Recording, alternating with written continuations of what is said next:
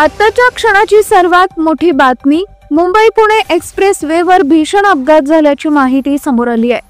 मध्यरात्री 3 वाजण्याच्या सुमारास बस 20 फूट खाली खड्ड्यात कोसळली।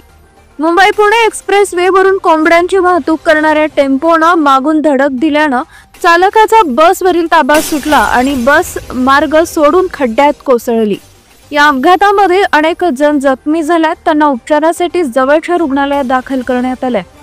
मिळालेल्या माहितीनुसार मुंबई पुणे द्रुतगती मार्गावर हा अपघात झालाय। या अपघातानंतर खासगी बस 20 फूट खड्ड्यात कोसळली। कोंबड्यांची वाहतूक करणाऱ्या एका टेम्पोनं मागून धडक दिली आहे।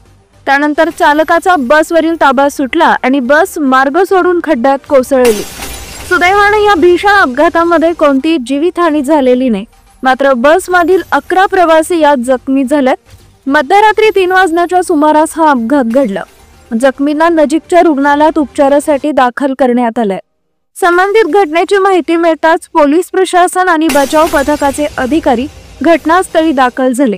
या अपघातामध्ये दोन्ही वाहनांचं मोठ्या प्रमाणावर नुकसान झालंय। दरम्यान तुमच्या मोबाईलवर बातम्या मिळवण्याकरता स्क्रीनवर दिलेल्या व्हॉट्सअपवरती क्लिक करून आत्ताच आपल्या ग्रुपवरती सामील व्हा। धन्यवाद।